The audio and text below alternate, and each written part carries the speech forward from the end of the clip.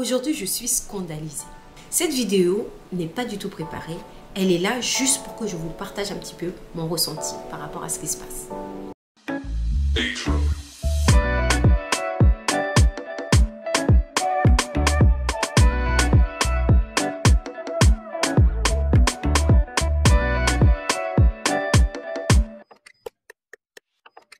Aujourd'hui, je suis scandalisée. Scandalisée comme je pense la majorité des Camerounais qui actuellement vivent de très près l'affaire de Bobda, un homme d'affaires qui serait très connu au Cameroun. En tout cas, moi, c'est la première fois que j'en entends parler.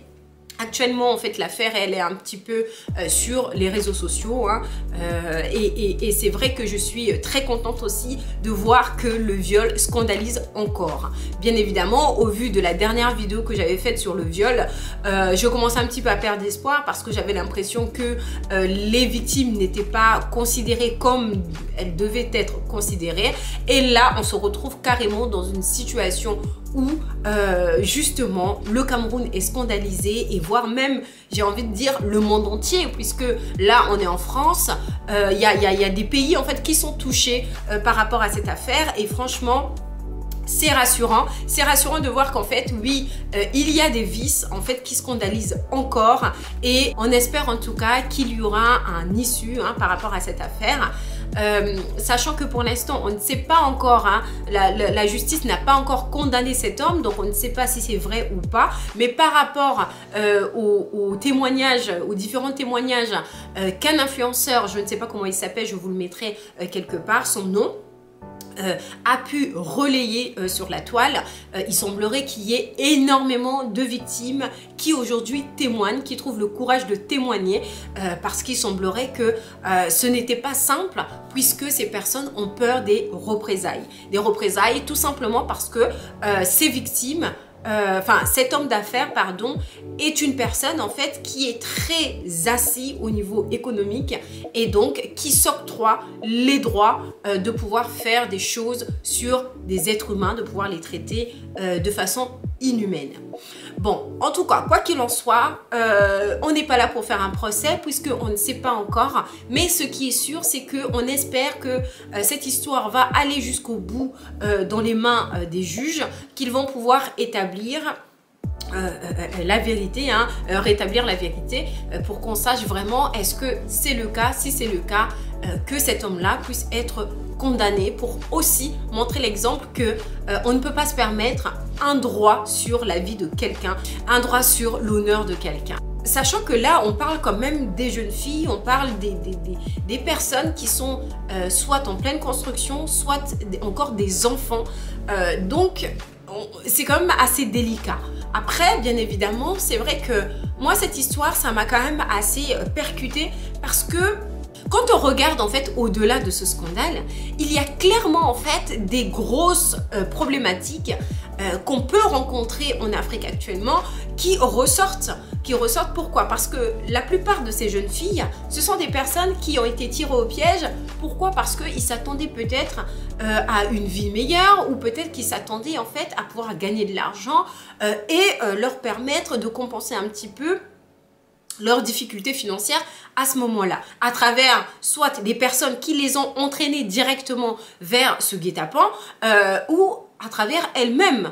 Parce que c'est vrai qu'à un moment donné, on explique que ces jeunes filles pensaient par moment des fois comment aller participer à une soirée ou des choses comme ça et au final qui se retrouvent dans des guet-apens. Bon, des fois on peut penser que oui, on a eu une opportunité et puis on y va et puis au final on se rend compte que c'est clairement un piège et puis on se sent un petit peu scellé dans ça. Et donc quand je parle de problématique en fait qui ressort, je parle tout simplement de la pauvreté. La pauvreté fait que il y a des jeunes filles qui sont poussées vers le danger sans qu'elles s'en rendent compte et donc qui se retrouvent dans des situations très délicates, très dangereuses comme celle-ci. Vous voyez? Parce que là, on parle quand même des choses horribles. On parle du viol, on parle de la sodomie, on parle de plein de choses qui sont extrêmement violentes. Et donc, en fait, par rapport à ces scandales, en fait, on constate quand même qu'il y a des problématiques qui ressortent. On a la question, en fait, de la difficulté économique qui peut pousser certaines femmes à aller, en fait, dans des situations, à se mettre dans des situations qui sont quand même assez délicates. Parce qu'on parle, bien évidemment, que ce sont, en fait, des guet-apens. Ce sont soit des jeunes filles qui pensaient, à un moment donné, avoir l'opportunité de participer à une soirée IP ou des choses comme ça, et qui se retrouvent dans des guet-apens, ou alors c'est des jeunes filles, en fait, qui ont été aussi entraînées par certaines personnes dans ce type de guet-apens, parce que à un moment donné, l'une ou l'autre de ces personnes, bien évidemment, sont à la quête de l'argent. C'est ça aussi les motivations qui font qu'on va pousser les autres à aller dans des situations embarrassantes, dans des situations dangereuses, juste parce qu'on sait qu'on va toucher une commission, on va toucher quelque chose derrière.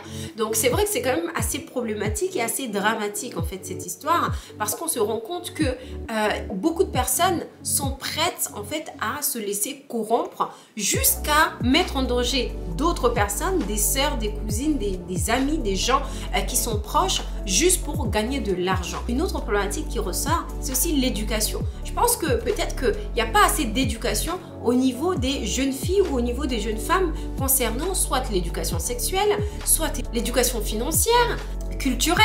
Donc ça fait qu'en fait, il y a beaucoup de choses qui font que les jeunes filles se mettent en danger. En tout cas, ce scandale vraiment met en lumière énormément de vices qui font que y a de quoi se poser des questions et qui nous permet aussi de nous alarmer, de nous dire ah oui, en fait, il faut plus surveiller des jeunes filles, il faut plus surveiller ces enfants quand on est effectivement une maman, quand on est un papa, il faut surveiller en fait les enfants et savoir qu'est-ce que ces enfants font. C'est vrai que en Afrique, on peut se dire bon, oui, c'est facile parce que tu es en France, parce que vous êtes en France, donc c'est facile en fait de juger, c'est facile de vous pensez que ici la vie elle est simple, etc., etc. Mais j'ai envie de vous dire que des fois, alors sans forcément juger, parce que c'est vrai que je n'ai pas eu la chance de connaître l'Afrique encore jusqu'à présent aussi bien que j'aimerais en tout cas. Même si je suis née là-bas. Mais par contre, ce que je peux garantir, c'est que en France, il y a énormément de personnes qui n'ont pas de famille et qui galèrent en fait, clairement, qui galèrent. Parce que ici en France, c'est pas comme en Afrique où tu peux décider de venir devant chez toi, poser une, je sais pas, une petite table de fortune et puis poser du pain et puis décider de vendre du pain comme ça. Il y a personne qui va acheter en fait, il y a personne. Pourquoi? Parce qu'il y a des... c'est pas dans la norme, c'est pas dans la façon de faire les choses, c'est pas dans la façon en fait de vivre. Et donc en fait les gens, ils vont pas venir t'acheter du pain que tu vends au bord de chez toi, à côté d'une flaque d'eau, à côté, à l'extérieur, là où il n'y a pas d'hygiène entre guillemets. Alors que c'est vrai qu'en Afrique, en fait, l'avantage qu'on peut avoir quand même, il faut le reconnaître, c'est qu'on peut, je pense, en tout cas, dites-moi hein, si je me trompe, après c'est possible que je me trompe, je dois sûrement avoir une image qui est faussée, mais moi d'après mon histoire, d'après ce que je peux, d'après ce que je sais à travers mes proches, à travers ma famille, à travers des gens autour de moi, je sais qu'en Afrique il y a cette possibilité de pouvoir, voilà, tu te mets devant, tu fais tes petites ventes en fonction de ce que tu as envie, du pain, l'alimentation, les accessoires, la beauté, enfin peu importe, tu peux faire ça. Tu peux faire un petit commerce, tu peux décider en fait de gagner ton argent sainement. Et c'est vrai que vraiment pour revenir à ceux qui sont en Europe, c'est vrai que il y a le froid, il y a plein de choses en fait qui font qu'aujourd'hui tu peux pas aller toquer chez la voisine pour lui demander de l'argent, on va appeler la police, on va venir t'arrêter en fait. Donc alors qu'en Afrique, c'est vrai qu'on a peut-être cette facilité de pouvoir avoir une tante, avoir des personnes en fait qui sont proches, ou même des voisins en fait qu'on ne connaît pas, qu'on peut se permettre peut-être d'attirer en fait leur compassion, hein, vous voyez. Et c'est vrai qu'ici, c'est quand même assez dur, assez compliqué, parce que, en fait, famille ou pas famille, on te fout dehors, hein, famille ou pas famille, on te laisse dans la rue. Donc, c'est pas une question, je me rends compte que Donc, je réalise à quel point ça peut être très compliqué en Afrique de pouvoir s'en sortir parce qu'il y a des difficultés au niveau économique. Mais je pense que ça n'empêche que l'éducation culturelle, l'éducation financière, l'éducation tout simplement permet de pouvoir aussi protéger les enfants et leur permettre d'éviter des situations qui sont très délicates et très dangereuses comme celles qu'on peut faire face actuellement au Cameroun. En tout cas, j'espère que dans cette vidéo, j'ai offusqué personne. S'il y a des informations qui ne sont pas forcément bonnes ou autres, on est tous là pour apprendre. Donc, n'hésitez pas à le partager avec certaines pour qu'on puisse avoir les bonnes informations. Donc voilà, je me sentais vraiment obligée de parler de cette situation qui me touche profondément parce que déjà de 1, je suis une femme, de 2, j'ai des cousines, j'ai des personnes autour de moi à qui j'aimerais pas que ça arrive, et puis de 3, on parle quand même de la traite d'êtres humains. Et donc c'est quand même assez dramatique et assez grave. Donc voilà, j'ai terminé cette vidéo, j'espère que ça vous a plu. Merci encore pour les fidèles et bienvenue aux nouveaux. Merci de partager cette vidéo, j'espère que ça pourra aider. Je vous fais des gros bisous et je vous dis have a lovely day. Bye bye, ciao ciao.